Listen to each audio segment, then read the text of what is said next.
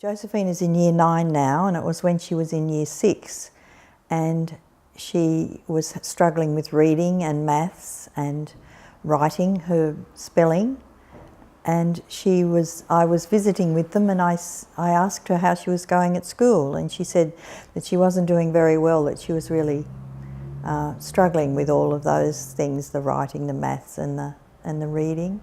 And I asked her a few questions about it, and I said to her, has anybody ever said that you could be dyslexic?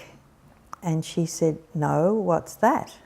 I said, well, it's people who struggle with reading and writing, but I said it's nothing to be ashamed of, it's just something that happens to some people.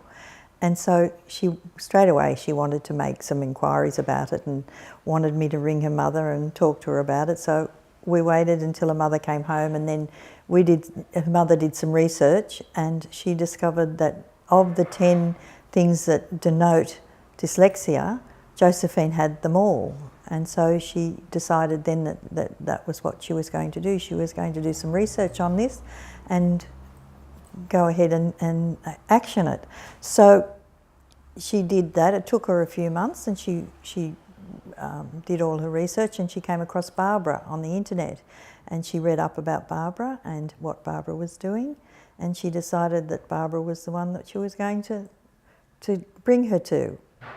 So she did eventually bring her up here, and Barbara worked with Josephine, and at that time I think Barbara said she had 210 words that she didn't recognise. And so she gave her the means of recognising those words. And then a few months later, her maths was not very good either. So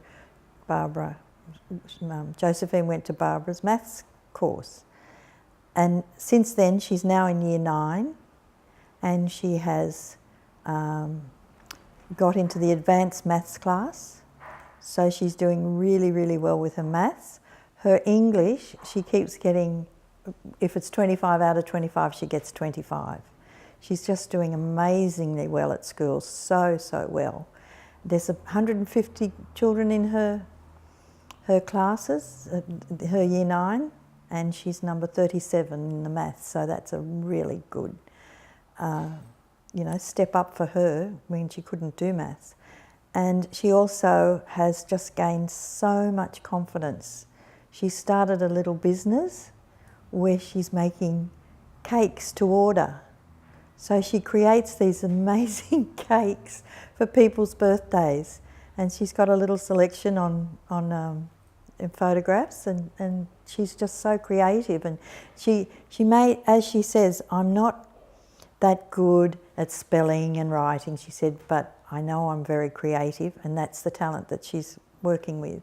And it's only because she's been able to work with Barbara and get the confidence to do all those things, because she wouldn't have had the confidence without Barbara. With regard to the self-confidence issue, she's a funny girl. She always had a degree of confidence, but she held back with things, not with emotions, but with just putting herself out there. But now she doesn't hesitate to put herself out there. And as she says, this is my gift, this dyslexia is my gift, and now I've learned how to handle it from Barbara. She said it's just given her so much confidence. And if it's one of those, if people don't accept her because of her dyslexia, she says, but you don't have this gift that I've got.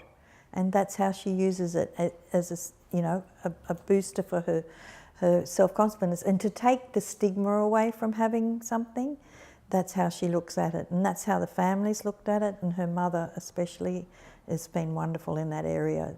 Just saying to her, this is a gift, and that's how Josephine's accepted it all. And she's just gone ahead in leaps and bounds with self-confidence. The fact that she could stand up and read something at assembly at school, she would never have done that 3 years ago, or if she hadn't been to Barbara.